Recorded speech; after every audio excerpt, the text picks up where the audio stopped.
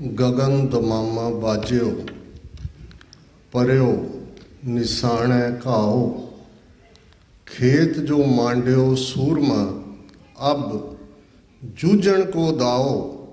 सूरा सो पहचानी है जो लरै दीन के हेत, पुरजा पुरजा कट मरै कबहूँ न छाड़ै खेत। वाहिगुरु जी का खालसा वाहिगुरु जी की फतेह। साहिब श्री गुरु ग्रंथ साहिब जी की हजूरी भी जुड़े बैठे सतगुरु जी का अपना आपा गुरु खालसा साध संगत जीओ, अज का दिन दुनिया भर विच जिथे जिथे भी गुरु नानक नाम लेवा गुरसिख बैठे ने, जिन्हों गुरु नाल प्यार है, ਜਿਹੜੇ ਜਦੋਂ दो वेले की अरदास विच ये लफज दोहराते ने श्री ਅੰਮ੍ਰਿਤਸਰ जी के इशनान, तो उन्हां दियां मन दियां अखां सामने हरमंदर साहिब, दिल्ली तखत तो 2 फुट उच्चा अकाल तखत साहिब, गुरु रामदास जी की नगरी श्री ਅੰਮ੍ਰਿਤਸਰ साहिब, जिस दा हर जर्रा साडे लई मुबारक है, पवित्र है, जिन्हां दियां मन दियां अखां सामने आंदे, जिन्हां ने अपने इतिहास नूं अपनी अरदास दे विच रोज़ाना दोहराउण दे लई समोया होया। ते जदों असीं श्री ਅੰਮ੍ਰਿਤਸਰ जी दे इशनान, जदों असीं देग तेग फतेह बिरद की पैच पंथ की जीत श्री साहिब जी सहाय ये सारे लफज दोहराते हैं, तो उन्होंने लई जो काम भाई सुखा सिंह भाई मताब सिंह साडियां कलैक्टिव यादां दे विच एक कलैक्टिव कॉन्शियसनैस हुंदी है।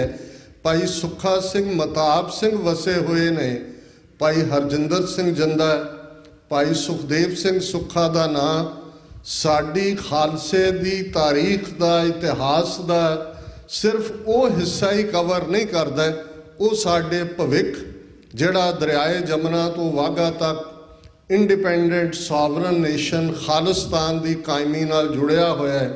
उस खालिस्तानी गगन दे ये 2 वो रोशन सितारे ने। ध्रुव तारा की है, किने देखिया है, किदे नाल जुड़िया होया है, इस ते तां डिबेट हो सकती है, पर इस बारे कोई 2 रावां नहीं ने कि भाई हरजिंदर सिंह जंदा, भाई सुखदेव सिंह सुखा हमेशा वो रोशन सितारे रहणगे, जिन्हां दी हयाती भी जिंदगी भी जिहड़ी एक चानन मुनारा सी, ते जिन्हां दी शहादत ने वो मुकाम वो बार सैट कर दिती है। अज 9 अक्तूबर का दिन है, तो ठीक 28 वरे पहला जदों 9 अक्तूबर की सवेर का सूरज उस महाराष्ट्र स्टेट के पूना शहर की यरदा झील के उत्ते अजे पौ फुटाला भी नहीं सी होया, तो उस फिजा विच 2 आवाज़ां बुलंद आवाज़ विच, क्योंकि उन्हां दे साथी भाई निर्मल सिंह जिन्हां दे उत्ते कंस्पीरेसी केस पाया सी, वो बाद दे विच टेस्टीमनी ने, और ये गल उन्होंने कही सी कि जदों असीं जावांगे ते जिहड़े नारे साडे गूंजणगे वो तुहाडियां बैरकां चों भी आवाज़ होनी चाहिए है। तो वीर निर्मल सिंह भी बराबर वो आवाज़ बुलंद कर रहे सन। अज एक बहुत वड्डे तबके नूं खालिस्तान लफज तो खौफ आंदे, एक वो ने जिन्होंने एलर्जी है, तो एक खौफजदा ने।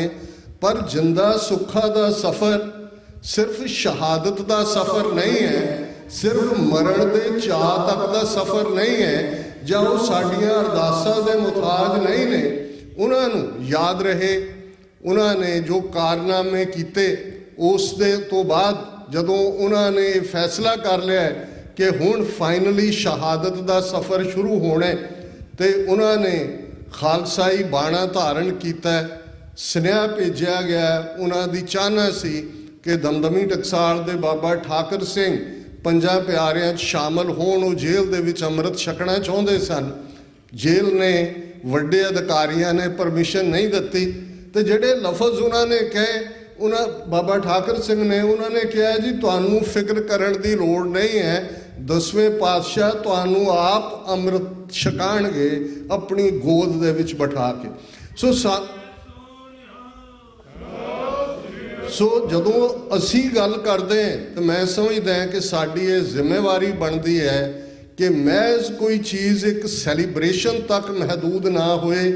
ਉਸ ਸਫ਼ਰ ਦੀ ਗੱਲ ਭਾਈ ਹਰਜਿੰਦਰ ਸਿੰਘ ਜਿੰਦਾ, ਭਾਈ ਸੁਖਦੇਵ ਸਿੰਘ ਸੁੱਖਾ, ਬਹੁਤ ਕੁਛ ਉਹਨਾਂ ਵੱਲੋਂ ਜੇਲ੍ਹ 'ਚੋਂ ਲਿਖੀਆਂ ਚਿੱਠੀਆਂ ਤੇ ਉਹਨਾਂ ਵੱਲੋਂ 9-10 ਪੇਜਿਸ ਦਾ ਲਿਖਿਆ ਉਸ ਵੇਲੇ ਦੇ ਭਾਰਤ ਦੇ ਪ੍ਰੈਜ਼ੀਡੈਂਟ, ਜਿਹਦੇ ਲਈ ਲਫ਼ਜ਼ ਉਹਨਾਂ ਨੇ ਰਾਸ਼ਟਰਪਤੀ ਘੜਿਆ ਹੋਇਆ ਹੈ, ਇਹ ਇਤਿਹਾਸ ਦਾ ਹਿੱਸਾ ਬਣ ਚੁੱਕਿਆ ਹੈ ਕਿ ਉਹਨਾਂ ਨੇ ਕਿਵੇਂ 4 ਸਦੀਆਂ ਦੇ ਮੀਰੀ ਪੀਰੀ ਦੇ ਇਤਿਹਾਸ ਨੂੰ, ਦਰਬਾਰ ਸਾਹਿਬ ਔਰ ਅਕਾਲ ਤਖਤ ਸਾਹਿਬ ਦੀ ਰਿਲੇਸ਼ਨਸ਼ਿਪ, ਦੁਨੀਆ ਭਰ 'ਚ ਹੋਣ ਵਾਲੀਆਂ ਤਬਦੀਲੀਆਂ, ਉਹਨਾਂ ਦੀ ਉਹ ਚਿੱਠੀ ਜਿੱਥੇ ਨੈਲਸਨ ਮੰਡੇਲਾ ਦਾ ਜ਼ਿਕਰ ਕਰਦੀ ਹੈ, ਜਿੱਥੇ ਚੀ ਗੁਵੇਰਾ ਦਾ ਜ਼ਿਕਰ ਕਰਦੀ ਹੈ, ਜਿੱਥੇ ਦੁਨੀਆ ਦੀਆਂ ਤਬਦੀਲੀਆਂ ਦਾ ਜ਼ਿਕਰ ਕਰਦੀ ਹੈ, ਉੱਥੇ ਇਹ ਵੀ ਹਲੂਣਦੀ ਹੈ ਕਿ ਜਦੋਂ ਦਿੱਲੀ ਤਖਤ ਜ਼ੁਲਮ ਦੇ ਰਸਤੇ ਤੇ ਤੁਰਦਾ ਤੇ ਫਿਰ ਕੋਈ ਬੰਦਾ ਵੈਰਾਗੀ ਗੁਰੂ ਦੇ ਥਾਪੜੇ ਨਾਲ ਜਾਗ ਕੇ ਬੰਦਾ ਸਿੰਘ ਬਹਾਦਰ ਬਣ ਕੇ ਆ ਕੇ ਹੇਠਲੀ ਉੱਤੇ ਕਰ ਦਿੰਦਾ ਹੈ। ਇਹ ਇਤਿਹਾਸ ਦੀ ਯਾਦ ਦਹਾਨੀ ਹੈ ਔਰ ਉਹਨਾਂ ਨੂੰ 2 ਨਾਅਰਿਆਂ ਦੇ ਵਿੱਚ ਜਿਹੜਾ ਉਹਨਾਂ ਦਾ ਅਖੀਰਲਾ ਸਫ਼ਰ ਹੈ, ਜਿਸ ਦੇ ਵਿੱਚ ਇਹ 2 ਨਾਅਰੇ ਨੇ, ਖਾਲਿਸਤਾਨ ਜ਼ਿੰਦਾਬਾਦ ਤੇ ਬੋਲੇ ਸੋ ਨਿਹਾਲ ਸਤਿ ਸ੍ਰੀ ਅਕਾਲ।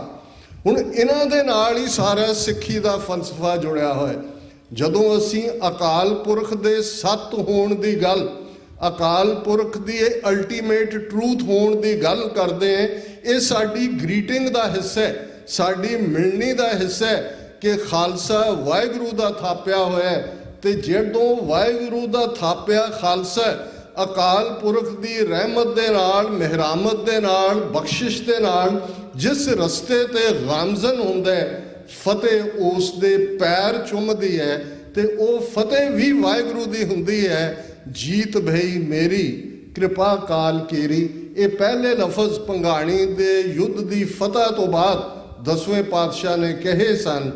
ਅੱਜ ਜੇ ਇਹਨਾਂ 2 ਗੱਲਾਂ ਦੇ ਉੱਤੇ ਅਸੀਂ ਅਮਲ ਨਾ ਕਰੀਏ, ਪੰਜਾਬ ਵੱਲ ਜੇ ਨਜ਼ਰ ਮਾਰੀਏ, ਅੱਜ ਪੰਜਾਬ ਸਾਰਾ ਇੱਕ ਸਟੇਜ ਤੇ 128 ਥਾਵਾਂ ਤੇ ਪੰਜਾਬ ਦੇ ਵਿੱਚ ਮੁਕੰਮਲ ਜਿਹੜਾ ਉਹ ਨਾ ਸਿਰਫ ਇੱਕ ਧਰਨੇ ਲੱਗੇ ਹੋਏ ਨੇ, ਅੱਜ ਪੰਜਾਬ 'ਚੋਂ ਸਾਡੀ ਕਿਰਸਾਣੀ, ਸਾਡੀ ਬੈਕਬੋਨ, ਜਿਸ ਦੇ ਉੱਤੇ ਸਾਡੀ ਆਰਥਿਕਤਾ ਹੀ ਨਹੀਂ ਖੜੀ, ਸਗੋਂ ਜੇ ਪੁਰਾਣੀਆਂ ਜਨਰੇਸ਼ਨਾਂ ਦੀ ਗੱਲ ਕਰੀਏ, ਪਾਕਿਸਤਾਨ ਦੇ ਇੱਕ ਇੰਟੈਲੈਕਚੁਅਲਸ ਦੀ ਮੈਂ ਗੱਲ ਪਿਛਲੇ ਦਿਨਾਂ 'ਚ ਸੁਣ ਰਿਹਾ ਸੀ, ਉਹਨਾਂ ਨੇ ਵੀ, ਕਿਉਂਕਿ ਪੰਜਾਬ ਦੀ ਧਰਤੀ ਜਿਹਦਾ ਨਾਂ ਹੀ ਆਪ 'ਚੋਂ ਨਿਕਲਦਾ ਹੈ, 5 ਦਰਿਆਵਾਂ ਦੀ ਧਰਤੀ, ਤੇ ਉਹ ਧਰਤੀ ਜਿਸ ਨੂੰ ਆਪ ਜ਼ਰਖੇਜ਼ ਬਣਾਉਂਦਾ ਹੈ, ਜਿਹੜਾ ਕਿ ਇਕੱਲਾ ਇਹ ਨਹੀਂ ਹੈ ਕਿ ਅੱਜ ਦੇ ਪੀਰੀਅਡ 'ਚ ਇੱਕ ਗੱਲ ਦਾ ਧਿਆਨ ਰਹੇ ਕਿ ਜਦੋਂ ਅੰਗਰੇਜ਼ਾਂ ਨੇ 19ਵੀਂ ਸਦੀ ਦੇ ਅਖੀਰ 'ਚ ਫੈਸਲਾ ਕੀਤਾ ਕਿ 12 ਆਬਾਦ ਕਰਨੀਆਂ ਨੇ, 12 ਜੰਗਲ ਨੂੰ ਕਹਿੰਦੇ ਨੇ,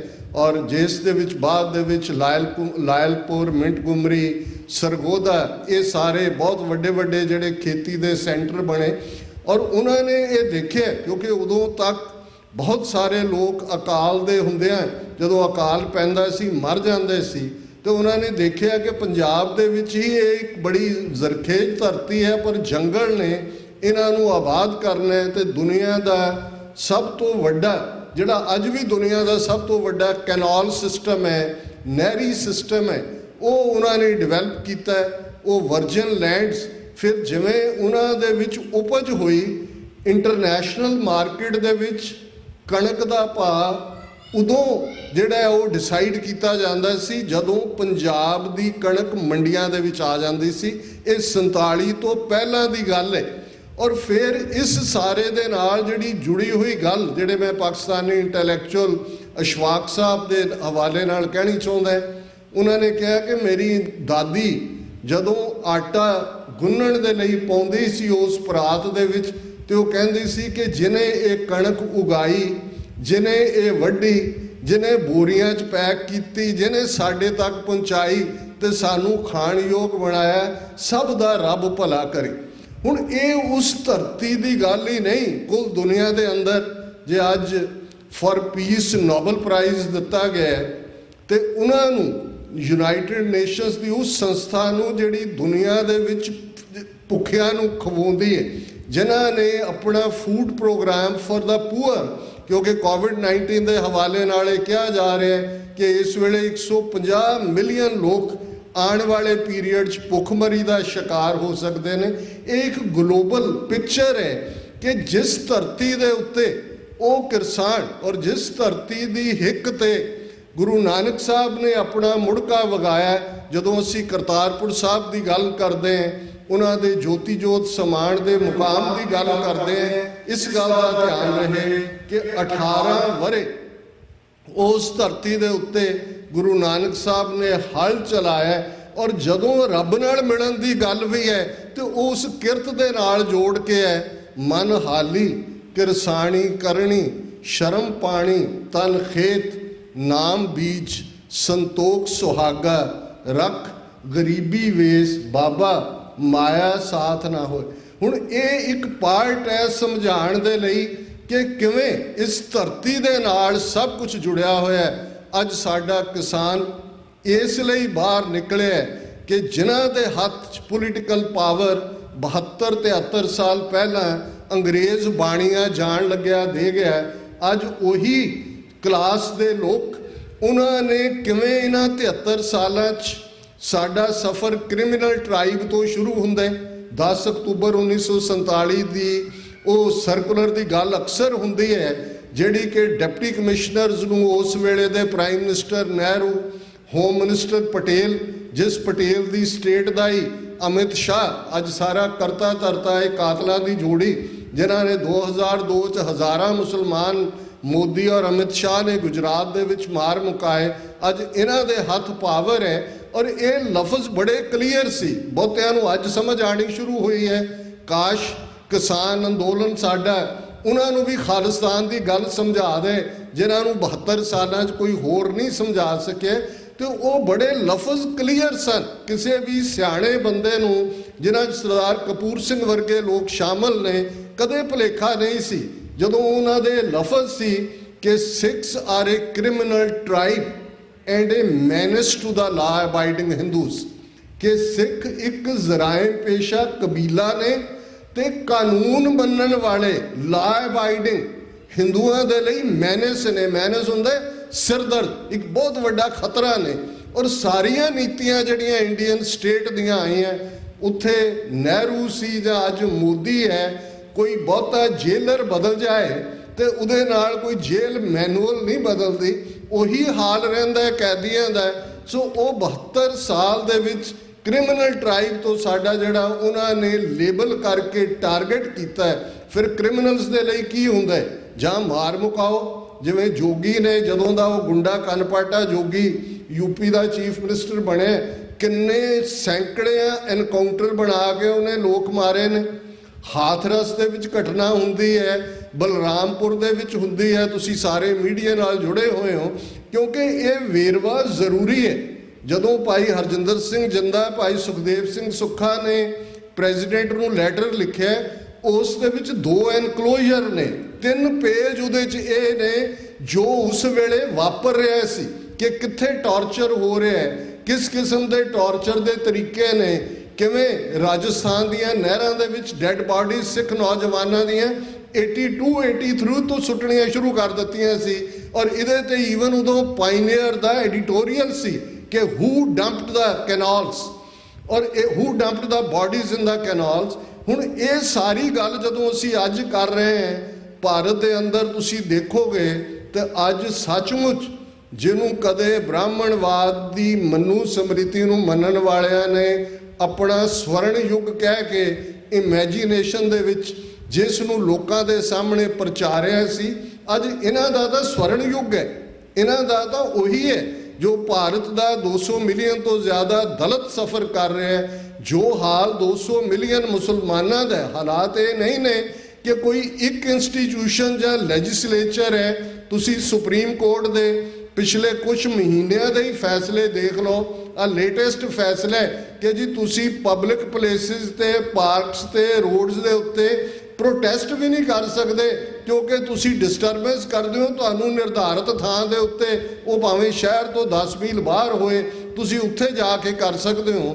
उन्होंने तुहाड़ियां मुढ़लियां आवाज़ां भी, जिन्हां नू साडे कुछ वीर कहंदे सी देखो जी ये तो फंडामेंटल राइट है, फंडामेंटल राइट नाल थोड़ी कंप्रोमाइज़ हुंदा, लभ लो हुण अपने लै लो फंडामेंटल राइट।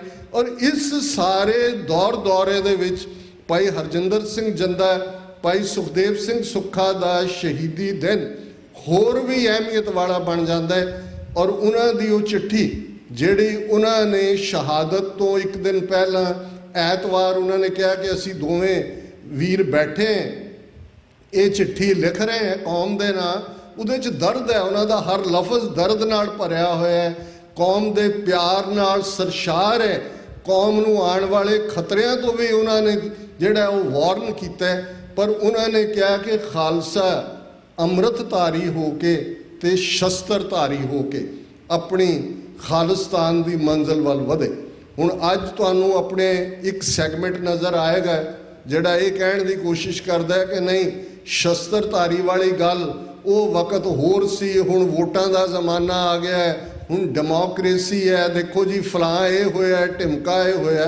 बहुत चंगी गल है क्योंकि असी ये गल कहण तो पहला, क्योंकि 10वें पातशाह का ये फॉर ऑल टाइम्स ये उन्हां दा मैंडेट है, इंसानियत दे लई है कि किहड़ा वेला है जदों हथियार चुकने। और ये गल 10वें पातशाह का जफरनामा औरंगजेब नूं संबोधित उहदे लफज ने, चुंकारज हमा हीलते दरगुजस्त हलाल अस्त बुरदन बा शमशीर दस्त। और यही लफज जदों तुसी यूनाइटेड नेशनस का चार्टर ऑफ ह्यूमन राइट्स देखते हो तो उसका प्रीएम्बल देखते हो, उसकी भूमिका उस दे उत्ते लफज ने जिहड़ा एग्जैक्ट ट्रांसलेशन है जफरनामे का, ये लफज ने when a man is not to be compelled as a last resort to rebellion his human rights must be protected by the rule of the law.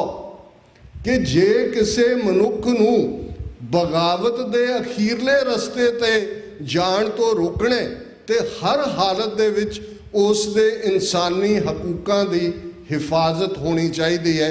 Sari struggle जिहड़ी स्ट्रगल 20वीं सदी दे महान सिख संत जरनैल सिंह जी खालसा पिंडरां वालियां ने उस ललकारे दे नाल जिहड़ा 1849 तो बाद पहली बार स्पष्ट आर्टिकुलेशन सी, बिल्कुल क्लैरिटी दे नाल कि भाई असी उस खिते दे उत्ते कुर्बानियां कीतियां ने, देश आज़ाद कराने लई साडियां 90% कुर्बानियां ने, साडे नाल बह के हिसाब किताब कर लो, असी रहना तुहाडे नाल चाहुंदे, पर बराबर दे शहरी बन के जिस दिन भारतीय फौज दे पैर दरबार साहब की हदूद विच पए खालिस्तान की नींह रखी जावेगी। जदों कौमां अपना मुस्तकबिल डिसाइड कर लैंदियां ने, अपना निशाना डिसाइड कर लेंदी है, फिर इफ एंड बट कित्थों आ गया, ये ज्यों त्यों कित्थों आ गया है, ये विच विचाले वाले विचोले जे कन्फ्यूजन पैदा करने वाले लोग ये क्यों साडा आके स्पेस मल लेंदे ने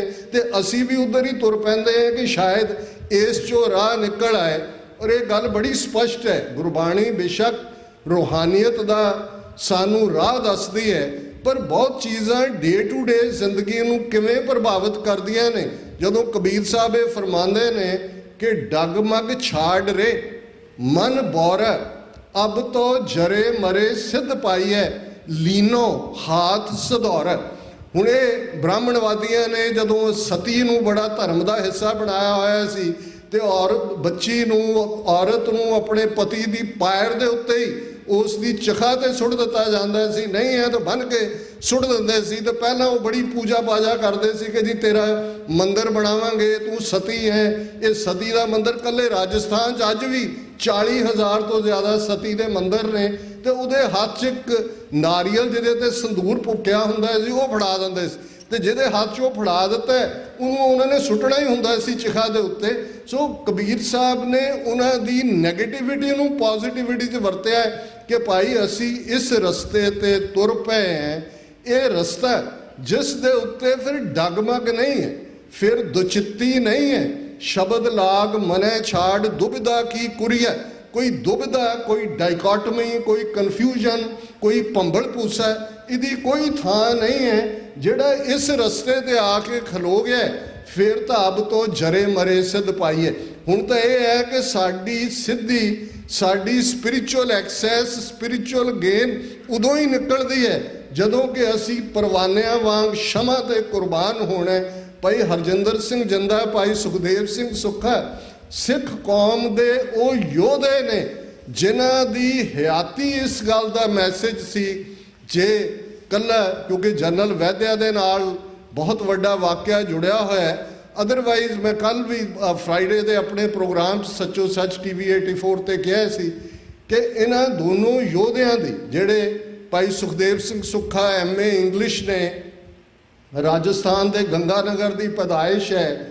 भाई हरजिंदर सिंह जिंदा गदड़ी डिस्ट्रिक्ट अमृतसर की पैदाइश है। भाई हरजिंदर सिंह जिंदा खालसा कॉलेज अमृतसर च पढ़ते हैं। जदों संत जरनैल सिंह जी खालसा पिंडां वालियां नाल मेल हुंदा है, उन्हां दे अगों रिश्तेदार गंगानगर च ने जिथे सुखदेव सिंह सुक्खा ते भाई हरजिंदर सिंह जिंदा मिलते हैं। इन्हां दा सफ़र भाई जिंदा दा पहला ही शुरू हो चुका है जून 84 तो इस पासे दा। पर गुरु ने इहो जिही ये जोड़ी बनाई जिन्हां दे विच तुसीं ये देखदे हो कि उन्हां दा एक कारनामा नहीं है। और मैं ये कहा उस प्रोग्राम च भी कि हॉलीवुड दे विच बहुत वड्डे वड्डे किरदार, जेल ब्रेक्स हुंदियां, किने कीती, कौन रेवोल्यूशनरी की है। इन्हां दोनों योधियां दे जिंदगी दा एक एक कदम एक एक हॉलीवुड दी फिल्म दा जिहड़ा है वो सीन क्रिएट करदा है। वो ललित माकन गीतांजलि होए नवंबर 84 च दिल्ली च सिखां दी नस्लकुशी करने वाली जोड़ी, बहुत करीब राजीव गांधी दे। वो अर्जन दास होए दिल्ली दा, वो कानपुर दा MLA होए जिन्हें कानपुर दे विच सिखां दी नस्लकुशी कीती।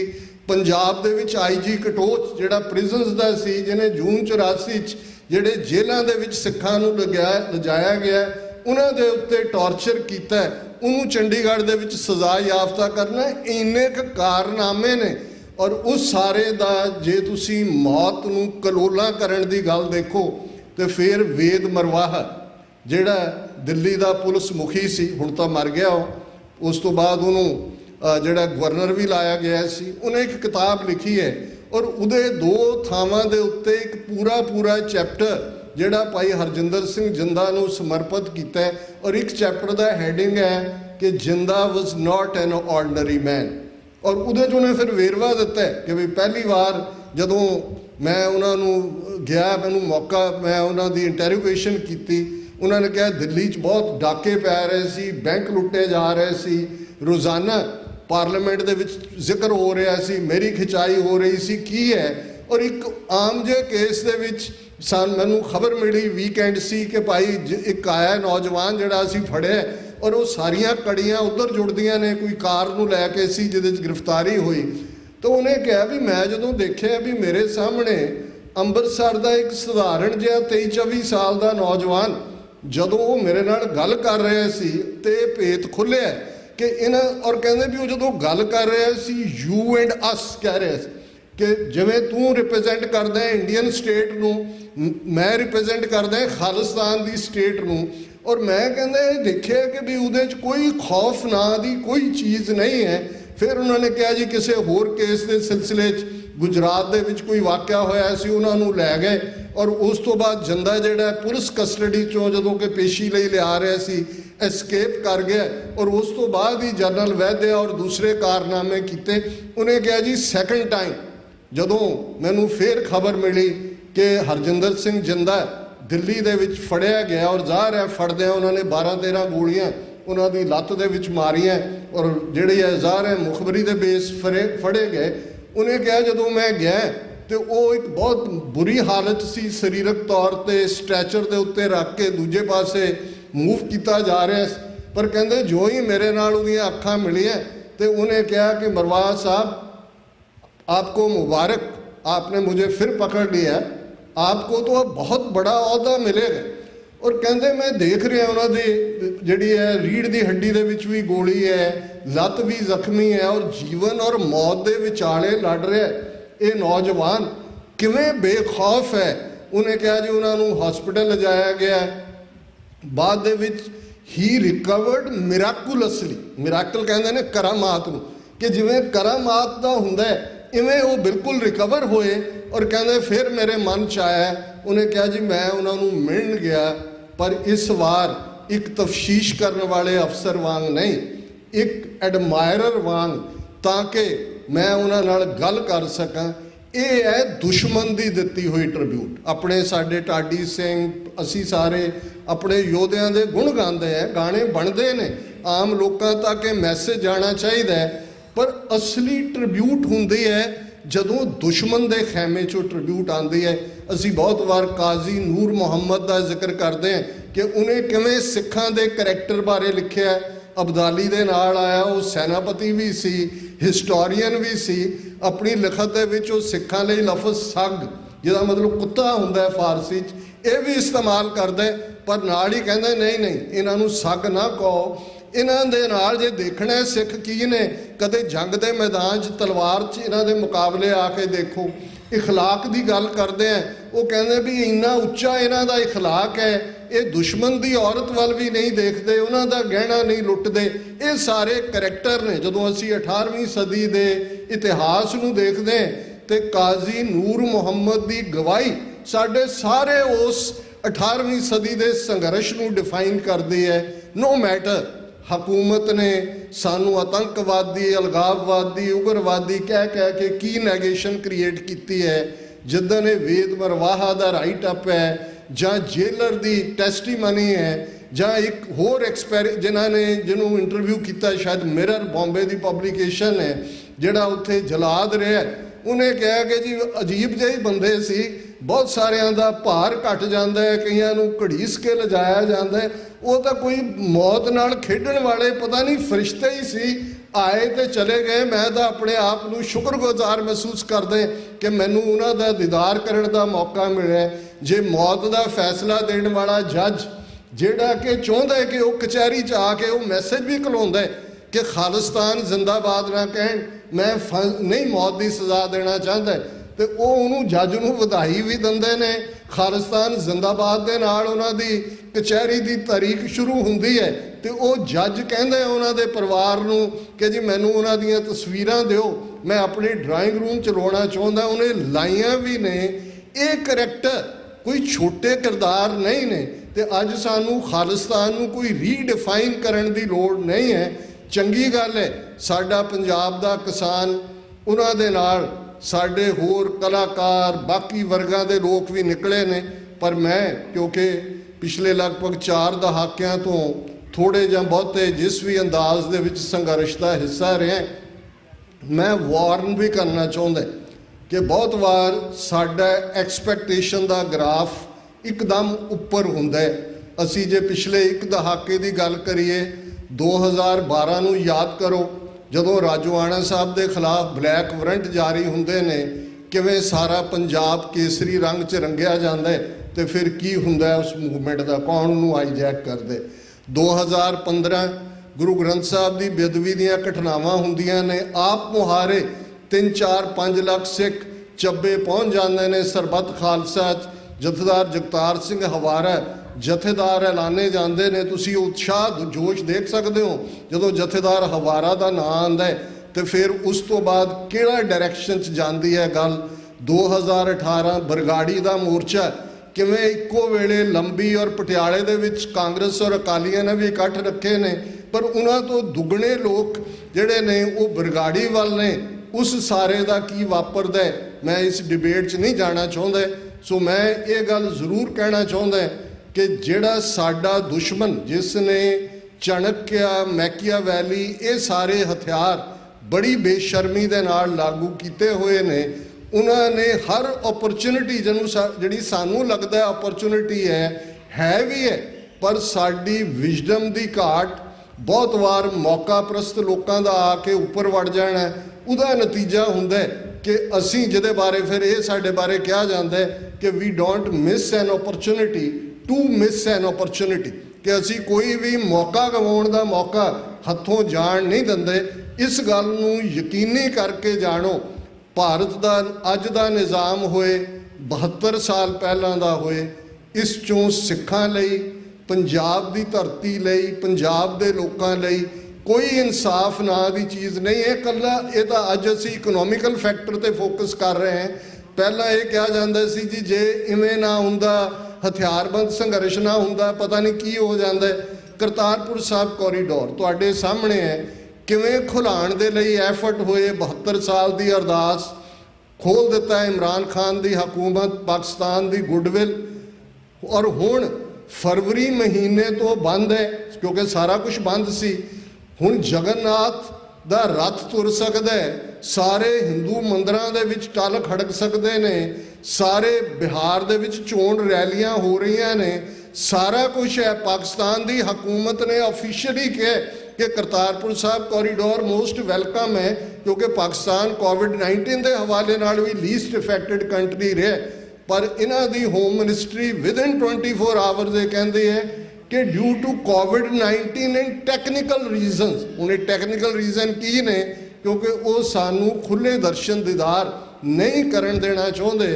तो ये मौका परस्त अकाली जे बिक्रमजीत मजीठिया जाके हुण उस डेरा बाबा नानक धरना दिता है 4 दिन पहला कि जी करतारपुर कॉरीडोर खोलो। काश इन्हां विगड़िया होयां नूं, इन्हां विकिया होयां नूं, इन्हां खुद परस्तां नूं भी अकल आए कि अल्टीमेटली साडी डैसटनी कौम दी कौमी निशाने खालिस्तान की प्राप्ति नाल जुड़ी हुई है। पड़ाव ने ठीक है, कईयां नूं समझ आ जाए कि शायद इस तो बिना साडे कोल कोई चारा नहीं। असीं वैलकम भी कहते हैं, स्ट्रगल नूं नाल भी खलोते हैं, एफर्ट करके इत्थे भी प्रोटेस्ट तुहाडे gurdwara Richmond Hill cultural society बाकी सिख संगतां जथेबंदियां ने कीता है। एक फेयर प्लान वाशिंगटन च कीता जा रहा है, असीं नाल खलोते हैं।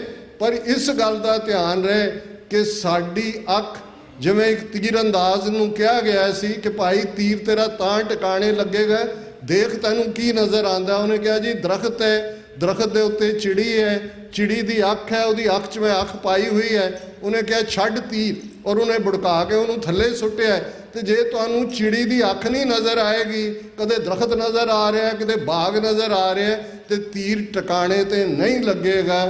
बिना खालिस्तान की कायमी तो सिखां दा कोई मसला हल नहीं होना। ये गल अज समझ लईए, कल नूं समझिए, होर दहाकियां दी जिहड़ी है खवारी तो बाद समझ आए। सतगुरु कृपा करन कि असीं गुरु की बख्शिश के नाल इन्हां अपने खालिस्तान दे रोशन सितारे 1.5 लाख तो ज़्यादा कौमी खालिस्तान दे शहीद सिंघां सिंघणियां दे डुल्ले खून की बदौलत, जिस बारे संत भिंडरांवाले कहते सन खालसा जी शहीदां दे खून का हक लैना, तो ये शहीदां दे खून का हक लैण तक ये साडा केसरी काफला बराबर आपसी प्यार दे नाल गुरसिख दे अंदर गुरसिख वाली भावना दे नाल असीं अपनी मंजिल वाल अगे वधीए। इन्हां लफ्ज़ां नाल किसी भी भूल चुक लई खिमा दी जाचना। वाहिगुरू जी का खालसा, वाहिगुरू जी की फतेह।